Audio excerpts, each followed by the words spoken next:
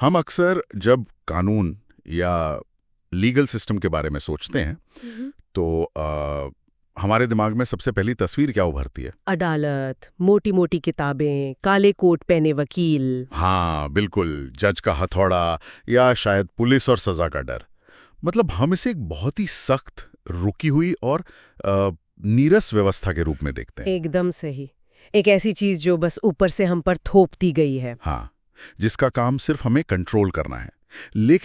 लेकिन क्या हो अगर मैं कहूं कि कानून कोई सजा देने वाला टूल नहीं है, बल्कि ये बिल्कुल आपके घर के एसी के थर्मोस्टेट की तरह काम करता है। थर्मोस्टैट। हाँ, हाँ, ये नजरिया पूरी लीगल थ्योरी को देखने का एक बहुत ही अलग और मैं कहूँगी बहुत ही सटीक लेंस है है ना? जी। क्योंकि अगर हम एक थर्मोस्टेट के बेसिक फंक्शन को देखें तो उसका काम कमरे के तापमान को लगातार मापना और उसे एक तय बेसलाइन पर संतुलित रखना होता है। बेफल, जब बाहर बहुत गर्मी होती है और कमरे का तापमान बढ़ने लगता है तो थर्मोस्टेट उसे सेंस कर लेता है।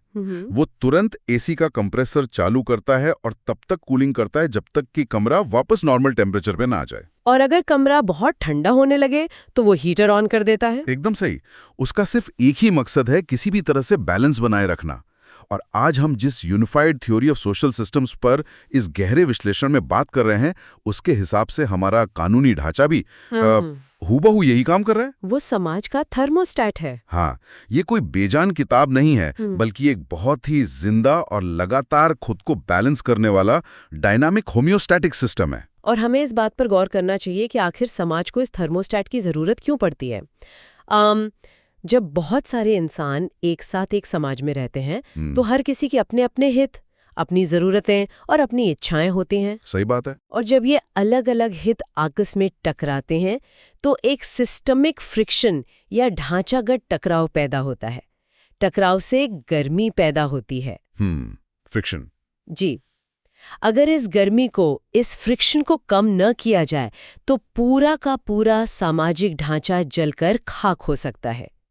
कानून का असल काम लोगों को जेल में डालना नहीं है, बल्कि इस फ्रिक्शन को कम करना है। वाओ। ये सामाजिक और नैतिक नियमों को एक ऐसे फ्रेमवर्क में ढालता है जिससे समाज बिना टूटे, बिना बिखरे आसानी से चलता रहे। तो ये बहुत ही पावरफुल आइडिया है। मतलब कानून समाज रूपी इंजन का वो कूलेंट है जो सारे पुर्जों को आपस में रगड़ खाकर टूटने से बचाता है। बिल्कुल। लेकिन मुझे एक चीज समझ नहीं आ रही है। क्या? अगर हम थर्मोस्टेट वाले उदाहरण पर वापस जाएं, हाँ? तो थर्मोस्टेट के पास तो एक फिजिकल सेंसर होता है, हाँ? जिससे उसे पता चल जाता है कि कमरे का टेम्परेचर बढ़ गया है। हाँ। समाज के इस लीगल थर्मोस्टेट को कैसे पता चलता है कि माहौल गर्म हो रहा है या संतुलन बिगड़ रहा है? इसके पास तो कोई सेंसर ही नहीं है। इसके पास जो सेंसर है उसे हम रिकर्सिव फीडबैक लूप कहते हैं। Recursive feedback loop? जी। ये कोई ऐसा सिस्टम नहीं है जहां एक बार नियम बना दिया गया और बात खत्म हो गई। ये एक निरंतर चलने वाली बातचीत है।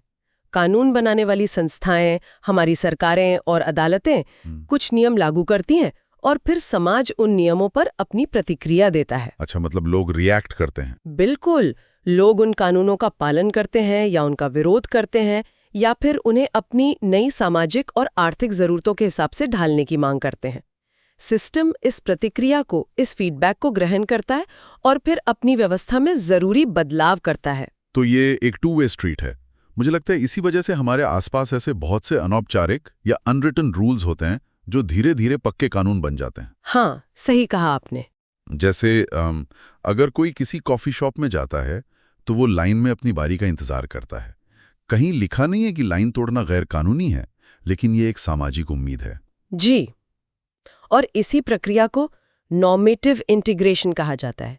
एक छोटे से गांव में शायद सबको पता हो कि किसकी जमीन कहाँ तक है और कौन से पेड़ किसके हैं।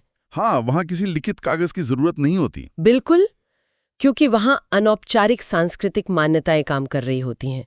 लेकिन जब महानगरों की बात आती है, जहाँ करोड़ों लोग हैं जो एक दूसरे को नहीं जानते, वहाँ ये अलिखित उम्मीदें काम नहीं कर सकती। जाहिर सी बात है। इसलिए कानूनी व्यवस्था इन सांस्कृतिक और सामाजिक मान्यताओं को उठाती है और उन्हें एक फॉर्मल, प्रिडिक्टेबल नियम में बदल देती है, जैसे प्रॉपर्टी राइट्स या ट्रैफिक के नियम। प्रिडिक्टेबिलिटी, मतलब ये शब्द बहुत जरूरी है, क्योंकि जब मुझे पक्का पता होता है कि रेड लाइट पर सामने वाली गाड़ी रुकेगी ही रुकेगी, तो मेरी एंग्जाइटी कम हो जाती है। मैं बिना डरे अपनी गाड़ी चला सकता हूँ। और यहीं पर इस सिस्टम का दूसरा पहलू काम करता है, जिसे फ्रिक्शन मिटिगेशन या टकराव कम करना कहते हैं। जब कानून समाज में प्रेडिक्टेबिलिटी लाता है तो वो असल में लोगों के बीच होने वाले विवादों को शुरू होने से पहले ही खत्म कर रहा होता है। इससे आप एक तरह की सोशल इंजीनियरिंग कह सकते हैं। Social engineering? जी, इसका मुख्य उद्देश्य समाज में संसाधनों और ऊर्जा की बर्बादी को रोकना है। अगर दो लोग एक ही जमीन पर दावा कर रहे हैं और सालों तक कोर्ट के बाहर लड़ते रहते हैं तो दोनों का समय, पैसा और शांति बर्बाद होती है। कानून एक तय प्रक्रिया बनाकर इस बर्बादी को रोकता है। ये सोशल इंजीनियरिंग वाला कॉन्सेप्ट तो समझ में आता है, लेकिन यहाँ एक पेंच है। क्या? आप किसी भी समाज पर सिर्फ ताकत के जोर पर कोई भी नियम थोपकर उसे इंजीनियर नहीं कर सकते। अगर थर्मोस्टेट का टेम्परेचर किसी ने 10 डिग्री पर सेट कर दिया तो कमरे में बैठे लोग ठंड से ठिठुरने लगेंगे। हाँ, और अंत में तंग आके उस थर्मोस्टेट को ही तोड़ देंगे। बिल्कुल। ये एकदम सटीक तुलना है, और यही कारण है कि किसी भी कानूनी व्यवस्था को टिके रहने के लिए एथिकल लेजिटिमेसी यानी नैतिक वैधता की सख्त जरूरत होती है। नैतिक वैधता। जी, कानून सिर्फ एक सूखी हुई नियमावली नहीं हो सकता। उसके अंदर एक इनर मोरालिटी या समाज का साझा ज़मीर होना चाहिए। जब सिस्टम कोई नियम बनाता है तो लोगों के दिलों में ये विश्वास होना चाहिए कि वो नियम मूल रूप से सही और न्यायपूर्ण है। यानी अगर कानून समाज के नैतिक कंपास से मैच नहीं करता तो लोग उसे दिल से नहीं मानेंगे। बिल्कुल। इतिहास में ऐसे कई उदाहरण हैं जहां सत्ता ने ऐसे कानून बनाए जो समाज के गहरे नैतिक मूल्यों के खिलाफ थे। और फिर बगावत हुई होगी। हाँ, सिस्टम को भारी विरोध या सिस्टमिक रेजिस्टेंस का सामना करना पड़ा। जब लोग किसी कानून को नैतिक रूप से गलत मानते हैं तो वे डर के बावजूद उसे तोड़ना शुरू कर देते हैं। और कोई भी राज्य हर एक नागरिक के पीछे एक पुलिस वाला खड़ा नहीं कर सकता। सही बात है। अगर कानून में एथिकल लेजिटिमेसी नहीं है तो वो बहुत जल्दी टूट जाता है। लेकिन रुकिए, यहाँ मुझे इस थ्योरी में एक बड़ा लूप होल नजर आ रहा है। अच्छा, बताइए। आप कह रही हैं कि सिस्टम को चलने के लिए समाज की वर्तमान नैतिकता और जरूरतों के साथ सिंक में रहना पड़ता है। पर तब क्या होता है जब समाज रातों रात बदल जाए? आज के समय को ही लीजिए, हमारे पास इंटरनेट आ गया, आर्टिफिशियल इंटेलिजेंस आ गया, डेटा प्राइवेसी के नए मुद्दे आ गए, हमारी पूरी जीवन शैली बदल चुकी है। जी, बिल्कुल बदल चुकी है। लेकिन हमारे कई कानून तो 100 साल पहले लिखे गए थे।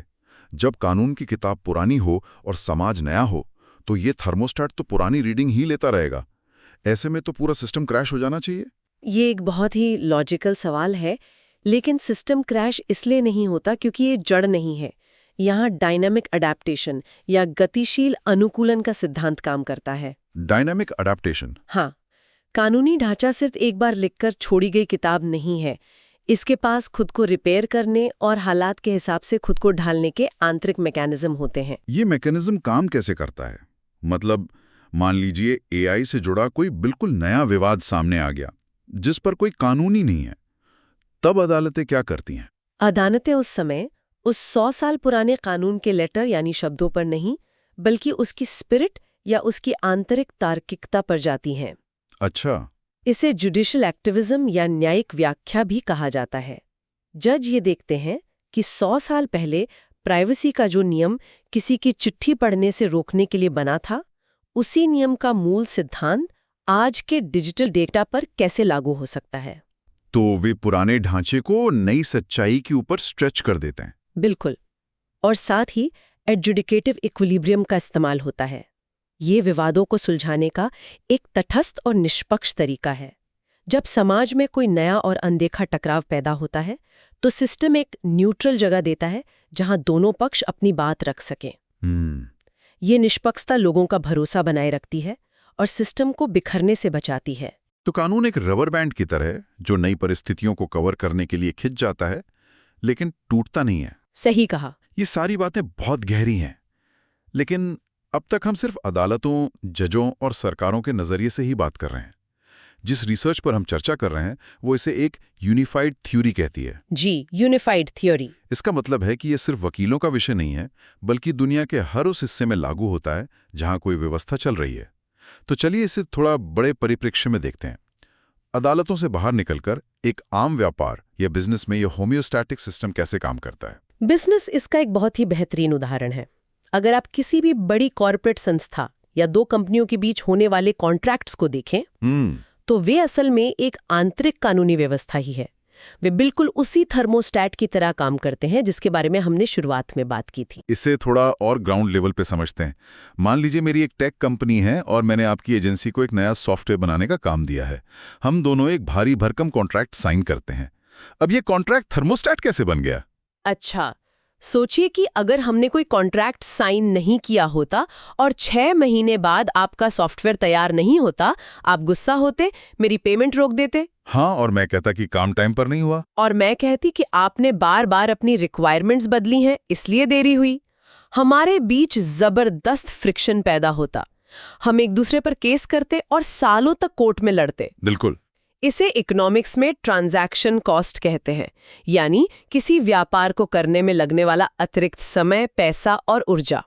लेकिन क्योंकि हमने पहले ही एक कॉन्ट्रैक्ट साइन कर लिया था, तो वो कॉन्ट्रैक्ट हमारा थर्मोस्टैट बन गया। अच्छा। उसमें पहले से लिखा था कि अगर सॉफ्टवेयर 1 महीना लेट होगा तो मेरी फीस में 10% की कटौती होगी, और अगर आप रिक्वायरमेंट्स बदलेंगे तो मुझे एक अतिरिक्त महीना मिलेगा। मैं समझ गया।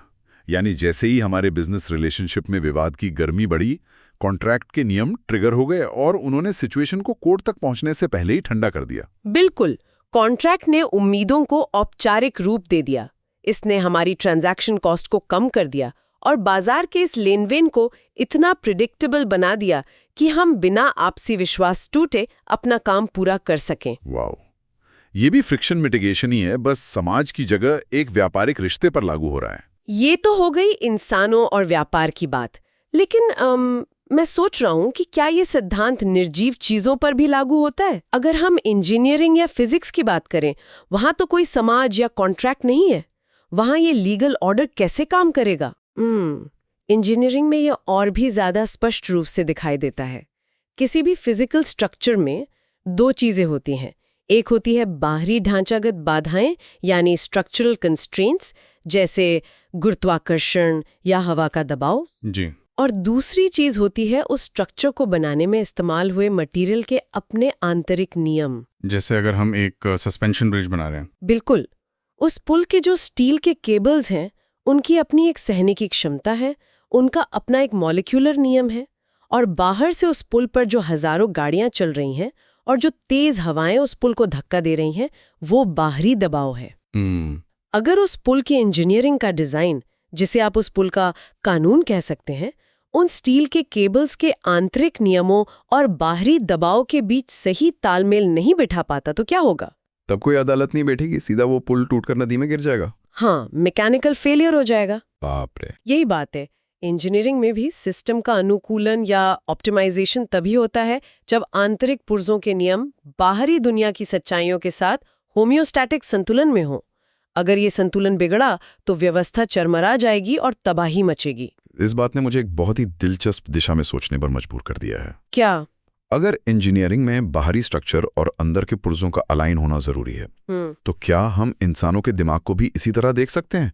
मनोविज्ञान या साइकोलॉजी में भी तो ऐसा ही कुछ होता है ना? 100%। इंसान का दिमाग भी एक तरह का कॉम्प्लेक्स सिस्टम है। हमारे अंदर हर वक्त कई तरह के आवेग या इम्पल्सेस उठते रहते हैं। हमें अचानक गुस्सा आता है, लालच आता है, या हम किसी से बदला लेना चाहते हैं। ये तो सच है। यह हमारी आंतरिक स्थिति है। लेकिन हम एक सभ्य समाज में रहते हैं जहां इन आवेगों को खुला नहीं छोड़ा जा सकता। तो मनोविज्ञान हमें बताता है कि हमारे दिमाग के अंदर खुद का एक मोरल फ्रेमवर्क विकसित होता है, जिसे हम अपना ज़मीर कह सकते हैं। ये आंतरिक ज़मीर बिल्कुल एक कॉग्निटिव रूल ऑफ लॉ की तरह काम करता है। यानी मेरे दिमाग के अंदर भी एक जज बैठा है जो मुझे टोकता है। हाँ, ये आंतरिक जज आपकी इच्छाओं और बाहरी समाज की ज़रूरतों के बीच एक हार्मनी या सामंजस्य बनाता है। जब आप ट्रैफिक जाम में फंसे होते हैं और आपको सामने वाले पर बहुत तेज गुस्सा आ रहा होता है कि आप उसकी गाड़ी में टक्कर मार दें, जो कि अक्सर होता है। बिल्कुल, तब आपका ये cognitive rule of law trigger होता है। वो उस गुस्से रूपी फ्रिक्शन को ठंडा करता है। अगर किसी व्यक्ति के दिमाग का ये आंतरिक कानून टूट जाए या फेल हो जाए तो क्या होगा? वो इंसान समाज के नियमों के खिलाफ जाकर कोई अपराध कर बैठेगा वो एक तरह से समाज में एक्सप्लोड हो जाएगा। एकदम सही। मैं इंजीनियरिंग और मनोविज्ञान के इस कनेक्शन को देख पा रहा हूँ। जिस तरह एक इंजन के पुर्जों को उसके स्ट्रक्चरल डिजाइन के हिसाब से चलना पड़ता है ताकि वो इंजन जरूरत से ज्यादा गर्म होकर फट ना जाए, बिल्कुल उसी तरह एक इंसान के अंदर का ये मॉरल फ्रेमवर्क उसे समाज में एक्सप्लोड होने से रोकता है। और यही कारण है कि हम कानून को सिर्फ बाहर पुलिस थानों और अदालतों में नहीं देख सकते। कानून हमारे अपने दिमाग के अंदर भी है, हमारी नैतिकता और हमारे सेल्फ कंट्रोल के रूप में। और अगर हम इसे पूरी दुनिया के स्केल पर ले जाएं, हाँ। तो चौथा क्षेत्र पर्यावरण या एनवायरनमेंट का आता है। ये तो सबसे बड़ा होम्योस्टैटिक सिस्टम है। पर्यावरण से बड़ा कोई फीडबैक लूप है ही नहीं। वहां भी निरंतरता या सस्टेनेबिलिटी तभी बनी रहती है जब संतुलन हो। एक तरफ हम इंसान हैं जो लगातार संसाधनों का उपभोग कर रहे हैं, हम जंगल काट रहे हैं, पानी का इस्तेमाल कर रहे हैं। हाँ। दूसरी तरफ हमारे इकोसिस्टम की एक सीमित क्षमता है कि वो कितनी जल्दी खुद को रिकवर कर सकता है। जब हमारा उपभोग प्रकृति की क्षमता को पार कर जाता है तो बहुत भारी फ्रिक्शन पैदा होता है। और तब प्रकृति अपना खुद का कानून लागू करती है। वो हमारे बनाए कोर्ट कचहरी का इंतजार नहीं करती। बिल्कुल नहीं। वो जलवायु परिवर्तन, सूखे या प्राकृतिक आपदाओं के रूप में एक कड़ी प्रतिक्रिया देती है ताकि वो अपना संतुलन वापस पा सके, चाहे इसमें हमारा कितना भी नुकसान क्यों ना हो। बिल्कुल, प्रकृति हर हाल में अपना होम्योस्टेसिस वापस हासिल करके ही रहती है। तो आज के इस पूरे विश्लेषण को अगर हम समेटें तो एक बात बिल्कुल शीशे की तरह साफ हो जाती है। कानून कोई बनावटी बेड़ियां नहीं है जो हमें जकड़ने के लिए बनाई गई हैं। ये एक स्वयं संतुलित जिंदा फ्रेमवर्क है जी। हमारे पर्यावरण और यहाँ तक कि हमारे अपने दिमाग को एक लय में धड़कने में मदद करता है। ये अलग अलग मानवीय हितों को टकराने से रोकता है। ये वह थर्मोस्टैट है जो ये सुनिश्चित करता है कि हम बिना एक दूसरे को नुकसान पहुंचाए एक साथ रह सकें और आगे बढ़ सकें। ये एक बेहतरीन सारांश है। लेकिन इस गहरी चर्चा को खत्म करने से पहले मैं एक ऐसा विचार छोड़ना चाहूंगी जो इस पूरी थ्योरी को आज के संदर्भ में एक चुनौती देता है। बताइए।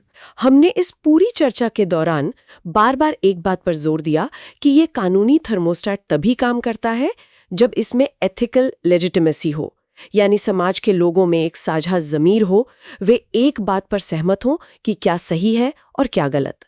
हाँ, अगर हम सब एक ही बेसलाइन टेम्परेचर पर सहमत हैं तभी तो थर्मोस्टैट कमरे को उस टेम्परेचर पर लाएगा। अब जरा आज की दुनिया को देखिए। हम एक ऐसे डिजिटल और एल्गोरिदम ड्रिवन युग में जी रहे हैं जहां साझा सच्चाई जैसी कोई चीज बची ही नहीं है। ये तो है। सोशल मीडिया और अलग-अलग विचारधाराओं के इको चेम्बर्स ने समाज के इस साझे ज़मीर को छोटे-छोटे टुकड़ों में बांट दिया है। आज हर ग्रुप की अपनी अलग नैतिकता है, उनके अपने अलग तथ्य हैं। जब एक ही समाज में रहने वाले लोगों के बीच बुनियादी बातों पर ही कोई सहमति नहीं होगी कि क्या सही है और क्या गलत, तो वहां इस होम्योस्टैटिक सिस्टम का क्या होगा? ये तो वाकई सोचने वाली बात है। जब सबकी नैतिकता और अपेक्षाएं एक दूसरे से इतनी अलग हो जाएंगी, तो क्या ये डायनामिक फीडबैक लूप कोई नया संतुलन खोज पाएगा? या फिर समाज के अंदर पैदा होने वाला फ्रिक्शन इतना ज्यादा बढ़ जाएगा कि हमारी ये पूरी व्यवस्था अपने ही आंतरिक टकराव के बोझ तले दबकर हमेशा के लिए चरमरा जाएगी? अगर थर्मोस्टेट को यही ना पता हो कि कमरे के लिए नॉर्मल तापमान क्या है, तो वो किसे सही करेगा?